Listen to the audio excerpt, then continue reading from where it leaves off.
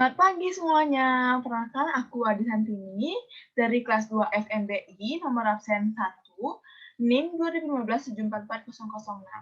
Nah, di sini aku bakalan kenalin ke kalian ada 6 bab jelasin ke kalian, yaitu ada bab 2 pajak penghasilan, bab 3 PPh pasal 21 dan 26, bab 4 PPh pasal 22, bab 5 PPh pasal 23, dan yang terakhir bab 6 PPh pasal 24.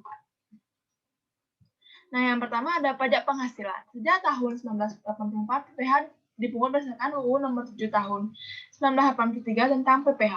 UU PPh ini mengalami beberapa kali perubahan, yakni pertama dengan dikeluarkannya UU nomor 7 tahun 1991, kedua dengan UU nomor 10 tahun 1994, ketiga dengan UU nomor 17 tahun 2000, dan terakhir dengan UU nomor 36 tahun 2008. Undang-Undang Pajak Penghasilan mengandung asas material.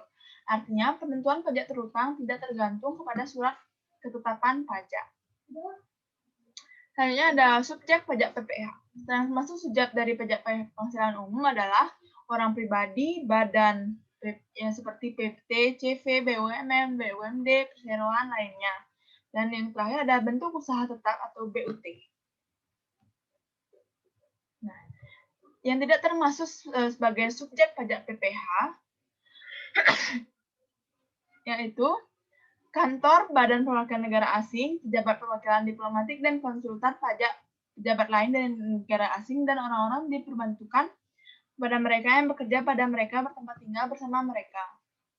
Organisasi internasional dengan syarat Indonesia menjadi anggota dari organisasi tersebut.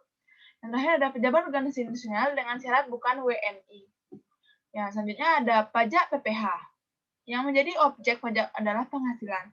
Pengertian penghasilan sesuai dengan UU nomor 36 tahun 2008 adalah setiap tambahan pengembangan ekonomi yang diterima atau diperoleh WP, baik yang berasal dari Indonesia maupun dari luar Indonesia, yang dapat dipakai untuk konsumsi atau menambah kekayaan WP yang bersangkutan dengan nama dan bentuk apapun. Nah, yang termasuk dalam pengertian penghasilan adalah yaitu hadiah dari undian atau pekerjaan atau kegiatan dan penghargaan, laba usaha, keuntungan karena penjualan atau karena pengalihan harta. Nah, ada penghasilan berikut dikenai pajak bersifat finansial. Ada dua, penghasilan berupa bunga deposito dan penghasilan berupa hadiah undian. Yang dikecualikan dari objek pajak PPh yaitu penghasilan berupa bantuan atau sumbangan yang itu bersifat zakat, terima lembaga. Selanjutnya ada bantuan atau sumbangan bermaksud zakat yang diterima lembaga yang diterima oleh berhak atas zakat atau sumbangan keagamaan. Selanjutnya ada dasar pengenaan pajak PPh.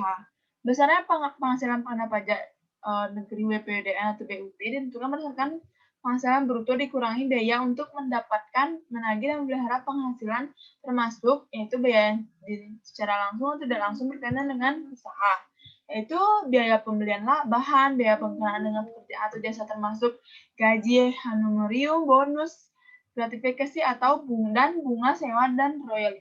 Tulisan atas pengeluaran untuk memperoleh harta berwujud amortisasi. Yang ketiga ada iuran kepada dana pensiun yang syah. Nah, selanjutnya cara menghitung penghasilan kena pajak PPh. Berikut tabel penghasilan tidak kena pajak PTKP WP orang pribadi dalam negeri. Untuk WP orang pribadi, peredaran brutonya kurang dari 4.800.000 dan dapat mengajukan permohonan menggunakan norma dalam perhitungan penghasilan neto kepada Direktur Jenderal Pajak. Selanjutnya ada tarif pajak PPh. Besarnya tarif PPh untuk WP dalam negeri menurut UU nomor 36 tahun 2008 adalah sebagai berikut. Sebagai berikut tabelnya. Selanjutnya ada WP Badan Dalam Negeri atau WP BUT adalah sebesar 28%. Ketentuan tambahan menyertai tarif ini adalah sebagai berikut.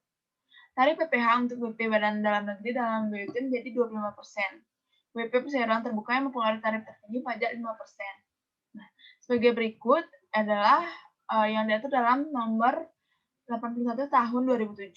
Jumlah kepemilikan saham oleh publik sebanyak 40% atau lebih. Masing-masing pihak yang hanya boleh memiliki kurang dari 5% keseluruhan saham yang disetor. Masih cara menghitung PPh pajak terhutang yang berikut contohnya. Dana pensiun A yaitu 200 bla bla. Selanjutnya ada pajak penghasilan 21 dan 26. Dasar hukumnya, pajak penghasilan sehubungan dengan pekerjaan jasa dan kegiatan dilakukan oleh subjek pajak WP orang pribadi dalam negeri WPOPDN disebut PPh pasal 21 adalah pajak atas penghasilan berupa gaji, upah, honorarium, tunjangan, dan pembayaran lainnya. Wajib pajak PPh pasal 21 yaitu penerima penghasilan dipotong PPh pasal itu adalah orang pribadi yang merupakan pegawai. Yang kedua ada penerima uang pesangon pensiun atau uang manfaat pensiun tunjangan hari tua atau jaminan hari tua. Yang selanjutnya ada tenaga ahli yang melakukan pekerjaan bebas seperti pengacara, akuntan, arsitek, dokter. Nah, yang selanjutnya ada olahragawan. Yang ketiga ada penasehat, pengajar, pelatih, penceramah, dan penyuluh atau moderator. Selanjutnya ada pajak penghasilan pemotongan pajak PPh pasal 21. Pemberi kerja yang terdiri dari orang pribadi dan badan, bendaharawan atau pemegang kas pemerintah, dan dana pensiun Badan Penyelenggara Jaminan Sosial Tenaga Kerja. Selanjutnya, biaya jabatan dan biaya pensiun. Dalam menghitung penghasilan itu untuk penghasilan sehubungan dengan pekerjaan yang diterima oleh pegawai tetap berdasarkan peraturan Dirjen pada pajak nomor 31 tahun 2009, maka pengurangan yang diperoleh untuk menghitung penghasilan itu adalah biaya jabatan yang besarnya adalah 5% dari penghasilan bruto. Selanjutnya ada biaya pensiun yang misalnya 5% dari penghasilan tingginya 200.000 sebulan atau 2.400.000 setahun. Berikut adalah tabel PTKP PPh pasal 21 per tahun. Selanjutnya ada pasal 26 atau bab 4. Pajak penghasilan pasal 26 adalah pajak penghasilan atas penghasilan terima dan atau diperoleh wajib pajak luar negeri dari Indonesia selain penghasilan usaha yang diperoleh melalui BUT di Indonesia. PH pasal 26 terhutang oleh PP dalam negeri pada akhir bulan dilakukannya pembayaran penghasilan atau akhir bulan terhutangnya penghasilan kepada WP luar negeri. PPh pasal 26 yang dipotong hanya disetorkan ke bank, persepsi, atau kantor pos dan giro menggunakan surat setoran pajak atau SSP. Selanjutnya ada saat terhutang setoran pelaporan PPh pasal 26. Ada 3, yaitu PPh pasal 26 terhutang pada akhir bulan dilakukannya pembayaran atau pada akhir bulan terhutangnya penghasilan yang bersangkutan. Selanjutnya ada PPh pasal 26 yang dipotong harus disetorkan oleh pemotong paling lama tanggal 10 bulan takwim berikutnya setelah bulan terhutangnya pajak. Selanjutnya ada pemotongan pajak diwajibkan menyampaikan SPT masa paling lambat 20 hari setelah masa pajak berakhir. Nah, selanjutnya ada tarif pajak PPh pasal 26. Berikut adalah tabelnya.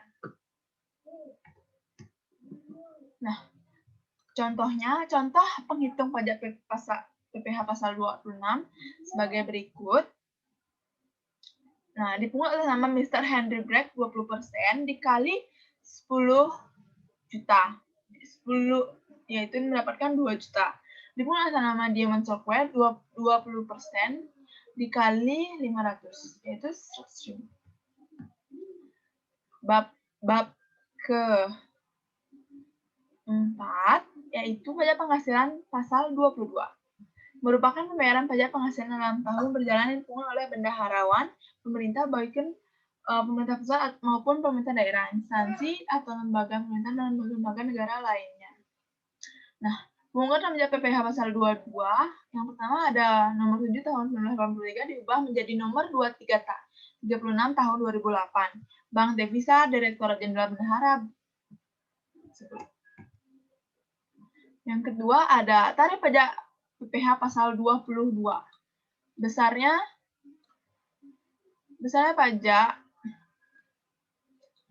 pungutan PPh pasal 2 pembelian barang oleh Direktorat Jenderal dan dalam negeri oleh industri semen, industri kertas, industri baja, dan industri sebagai berikut.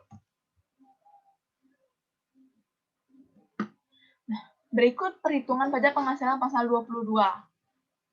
Jika dirupiahkan, maka besaran PPh impor pasal 22 harus dibayarkan menjadi PPh impor pasal. Jadi dapat disimpulkan bahwa PPh wajib dibayarkan oleh subjek pajak yang melakukan kegiatan impor. Bab 5. Pajak penghasilan pasal 23. Dasar hukumnya, pajak penghasilan PPh pasal 23 adalah pajak yang dipotong atas penghasilan berasal dari modal penyerahan jasa atau hadiah dan penghargaan selain dipotong pasal 21.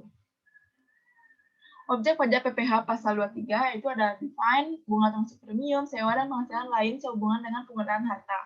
Pengecualian objek pemotongan PPh pasal 23 yaitu penghasilan yang dibayar atau terutang kepada pajak, sewa yang dibayarkan atau serutang sehubungan dengan guna usaha. Nah, perhitungan PPh pasal 23 sebagai berikut. Ini contohnya. Contohnya ada bab 6, pajak penghasilan 24. Pajak penghasilan pasal 24 adalah merupakan pajak penghasilan terutang atau dibayarkan di luar negeri atas penghasilan yang diterima dari luar negeri yang dikreditkan terhadap pajak penghasilan atas seluruh penghasilan wajib pajak dalam negeri. Adalah penggabungan penghasilan. Penghasilan dari usaha dilakukan dalam tahun pajak diperoleh penghasilan tersebut, tahun pajak terimanya penghasilan tersebut diperoleh wajib pajak, dan yang ketiga ada batas maksimum kredit pajak PPh pasal 24. Batas maksimum kredit pajak diambil terendah dari unsur perhitungan sebagai berikut. Nah, bagaimana sih perhitungan PPh pasal 24? Yaitu berikut adalah contohnya. Jadi, PPh terutang yang sudah dibayarkan di luar negeri adalah sebesar Rp7.500.000. Dengan begitu, nominal ini akhirnya digunakan sebagai pengurangan pajak dalam negeri. Yaitu total PPh 20% dikali 35 juta sama dengan 8.750. Penghasilan luar negeri atau total penghasilan atau total PPh terutang yaitu 10 juta dikali 35 juta dikali 800 mendapatkan 2.500.000. Jadi, sekian presentasi dari saya. Mohon maaf apabila ada kesalahan kata. Saya ucapkan terima kasih. Semoga kalian mengerti dengan apa yang dijelaskan oleh saya. Mohon maaf apabila saya menjelaskan begitu cepat karena keadaan waktu dan tempat. Terima kasih.